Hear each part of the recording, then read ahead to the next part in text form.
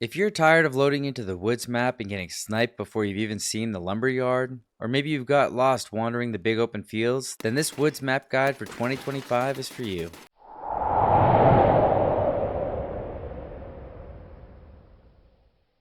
Hey guys, and welcome back to Tarkov University. I'm Ghost, and today we're breaking down everything about the woods map and Escape from Tarkov. We're going to be covering every spawn area, every extract, the bosses, where the high valuable loot is, and I'm even going to give you some pathing suggestions based off of where you spawned. At the end of the video, I'm going to share some loadout suggestions and some other general survival tips that I've picked up across thousands of raids. Whether you're brand new to Tarkov, or maybe you just want to improve your mid to long range game, this guide will help you survive and improve fast. Woods is one of Tarkov's largest and most open maps.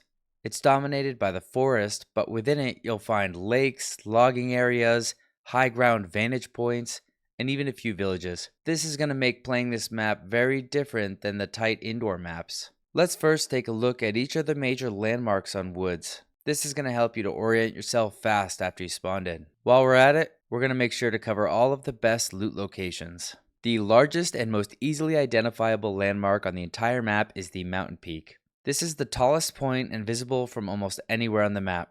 If you ever get lost, just look up to the mountain to orient yourself. Although you can't climb to the very top, you can get quite high up and it's going to give you a great vantage point over your enemies. You're going to find various loot scattered around as you climb up, but the real loot and good sniper spots are going to require a bit of rock climbing. From the eastern side of the mountain, you're going to climb up to this point on the path. Once you get here, you're going to need to climb down slowly to get to this hidden point. Here you're going to find various valuable loot spawns and even some food, which can be handy in a pinch. After you've healed your legs from the fall, keep on going and climb up to find this hidden bunker. If you go down into this bunker, you're going to find a handful of gold spawns in the back. There can also be some good ammo spawns littered around the back of the bunker. From here, you can also take out the sniper scav and even climb up to his spot to get a great view of the lumberyard. Keep in mind that when you're up here, you're very far away from your targets. In order to hit anything, you're going to need to aim high. Also note that it's common for anywhere between 1 to 3 players to head up here during each of your woods raids. You're going to want to check up here often to make sure they don't pick you off. South of this giant mountain is what's known as the Spine. It's a long stretch of elevated rocks that you can climb onto. This can give you a great vantage point over the lumberyard, but it can also be used for PvP and to flank your opponents. There are a few ways to climb up on each side, so play around. The next most obvious landmark you'll see when you look at the map is the large lake to the south. This is impossible to go under or cross through, so you're going to need to go around the north side of it. If you do, this will take you just below the lumberyard, but if you hug the water, you'll actually have a surprising amount of cover. Just make sure you take a look at the tree line on either side before you cross, as players tend to camp there and snipe unsuspecting sprinters. Now north of this lake and to the southwest of the mountaintop is what's known as the lumberyards or the sawmills. This is easily identifiable by the large open buildings, construction equipment, and log piles. The scav boss Shturman can spawn here, and this is easily the hottest and least safe part of the map. Always expect players to be hiding in the rocks and bushes all around the perimeter of this area. They will either be hunting the scav boss or looking for player kills. Speaking of which, here are some of my favorite spots to snipe from each side. If I'm on the east side, I like to be around this rock. You can even go prone here, and many players tend to not see you. Just make sure you take off your helmet if you're wearing one to blend in better. On the north side, players tend to hide around these log piles. From here you'll have a lot of vantage points, but as well as good maneuverability. If you want to snipe from these log piles, just make sure you keep moving as players will definitely see you. Another popular spot to the north is what's commonly known as Dickhead Rock. You can climb up on top of this and see almost everything inside the sawmill. What makes this spot so good is that you can quickly bail off the backside if you need to escape. Now to the west side, this ridge is what tends to be the most popular in my opinion, but personally I really like climbing up onto this rock that's down by the water. If you can get up here early, you'll be able to catch the players out who are trying to cross safely by the water. Remember that regardless of where you are in the sawmill, players can be sniping at you from up on top of the mountain, so keep an eye up there as you move around. Many of your early quests will bring you here to the sawmill, so make sure you get comfortable with it. Now there is solid loot here in the sawmill. If you look around the inside of these 3 cabins, you're going to find a safe as well as a moonshine spawn. There's also great loot inside Shturman's cabin and inside this big warehouse. Now speaking of Shturman, his primary weapon is an SVD sniper rifle. You can pretty much always tell if he spawned on the map from anywhere because his sniper is always unsuppressed. Another giveaway is that he always fires off a few warning shots before actually engaging players. In my opinion, he's not too hard to take down, just make sure you hit your headshots because he's gonna hit his. Shturman always comes with his two guards, the Loser Brothers. These guys have crazy good aimbot, so don't forget about them. The crash plane is straight east of this position. There's not really any good loot here, but it can be used to orient yourself if you're lost in the woods. Now the Emercom base is one of the best loot spots on the entire map. This has tons of crates you can search for barter or hideout items. There's also food and medical supply crates. Also, don't forget to look inside the connexes and underneath this tent. There are a ton of loose medical spawns around. Speaking of which, I've found many LEDXs here, so definitely take a look if you're running by. Also, can't forget that down on these crates, there's tons of high tier ammo that spawns. If you manage to make it to the Emercom base, there's always going to be more than enough loot for one person or even a small team to fill their bags. The next two major landmarks we're going to discuss is to the far northeast of the map. First, you have the old Sawmill.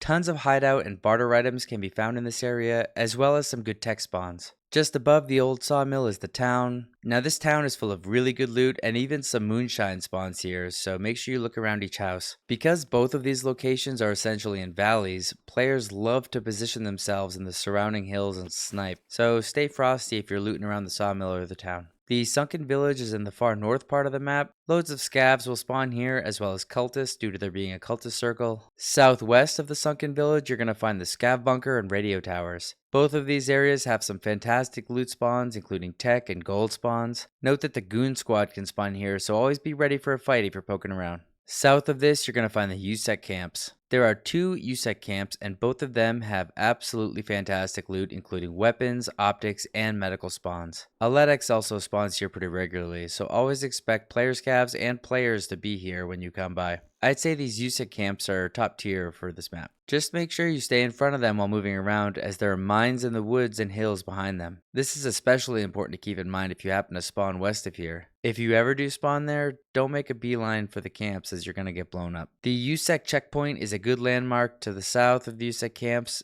Right around here, there's going to be a cultist circle, so expect cultists to be roaming around if you come here at night. Beyond that, you're going to find one of my favorite extracts, the ZB14 bunker. There are some good loot crates in here, and if you have the ZB14 key, you can even take the extract. Note that the best loot in here is always scattered on the ground, so make sure you take a look. If you go through the locked door, you can typically find the 60 round AK mags on the floor. This can be useful if you're stuck on the ice cream cones quest. The last major landmark we're going to talk about is the scav house. Although there's not too much loot to find here, there's always tons of scavs. What makes this landmark so helpful is it can be seen from many different directions to help you orient yourself. Now that you know where all the good loot is and how to orient yourself on woods, let's discuss the spawns and extracts and even some example pathing. On woods, spawn knowledge and extract knowledge are absolutely critical. Knowing where you dropped in should always dictate which pathing you're going to take unless you're doing a special kind of raid like boss hunting or questing. To break it down, we are going to discuss the general areas that you can spawn in based off of the cardinal directions. Once we've identified where you spawned in, we'll go over the pathing that I recommend based off of that area. After we discuss the spawns and pathings, then we're going to go over all of the primary extracts on woods. First off, if you spawn in any of the southern or central spawns, you should always make a beeline for the Sawmill. Unless other players are stimmed up, you are almost guaranteed to be the first one here and will have a free shot at the loot and the scab boss.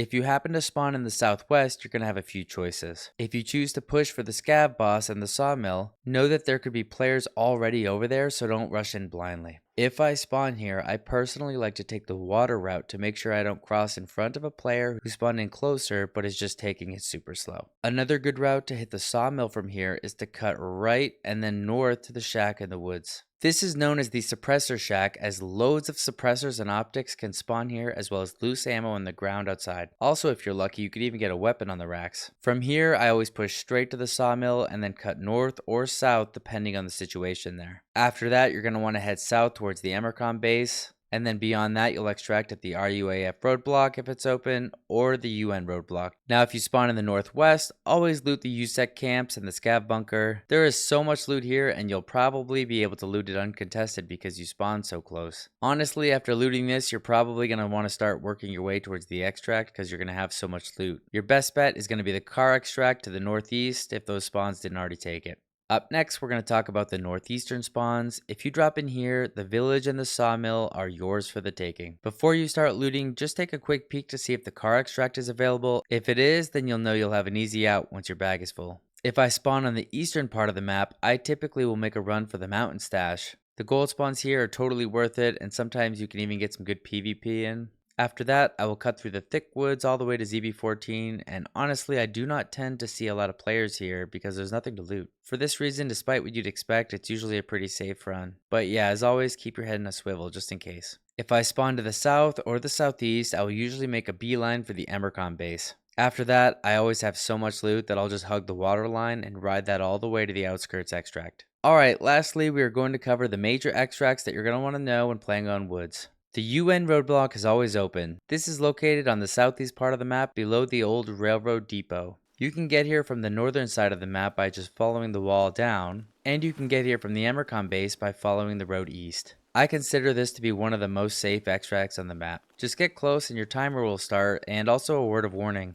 Do not go beyond the shipping containers because there are snipers there. The Outskirts is the static extract located on the southwest part of the map behind the scav house. Look for the truck here and just get behind it and your timer will begin. There are going to be no walls to follow here, but make sure you don't push too far beyond the truck. There's going to be warning signs of snipers, so don't go beyond them. Now the Bridge VX is a vehicle extract that's sometimes available on woods. This is a one-time use and paid extract. This is a great option if you find yourself in this part of the map and you're loaded up with loot and you want to leave. The cost to use this extract fluctuates depending on your scav karma, so as always, I recommend keeping at least 20,000 rubles on your PMC if you think you might want to take a vehicle extract. The northern UN roadblock is located in the eastern part of the map, just south of the old sawmill. Just get close to this extract to use it, but be careful as there are snipers beyond the gates. Next up is the RUAF roadblock. This is an extract that is sometimes open and is located south or behind the Emercon base. Similar to old gas on customs, you'll know this extract is open if there's green smoke by the gate. If you see the green smoke, just get close to the truck and your extract timer will start. The last two PMC extracts we're going to go over are the ZB bunkers. ZB14 is an underground bunker extract that is sometimes open and is located north of the scav house.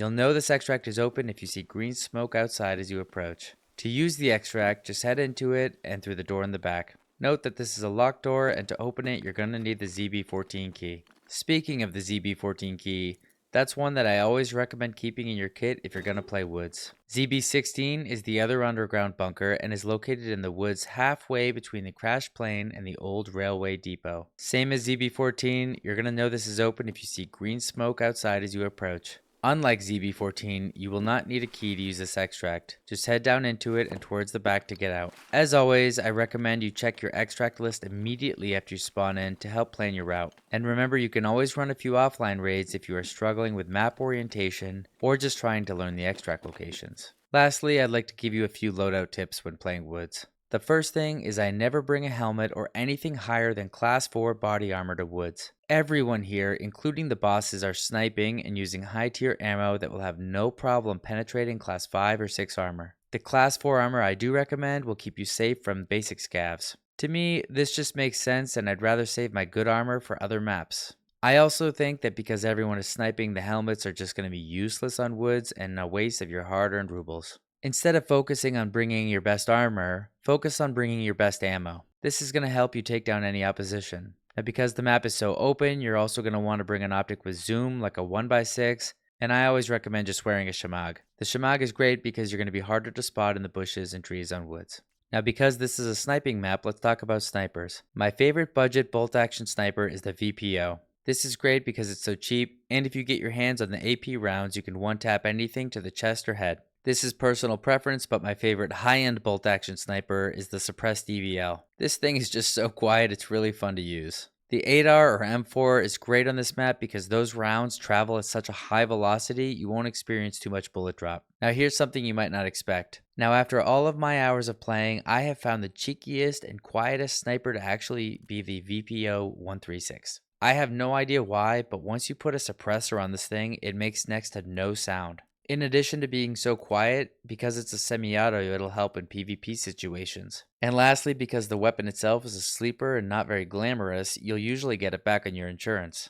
And that is your complete woods map beginner guide for 2025 in Escape from Tarkov. If this guide helped you out, don't forget to smash the like button and subscribe for more Tarkov content. Let me know in the comments down below which map you'd like me to do next and if there are any additional topics you'd like me to cover. As of right now, I'm thinking that I'll be doing interchange. Also make sure to check out one of those bloops for more map guides and Tarkov tips. And as always, thanks for watching. I'm Ghost and I'll see you in the next raid.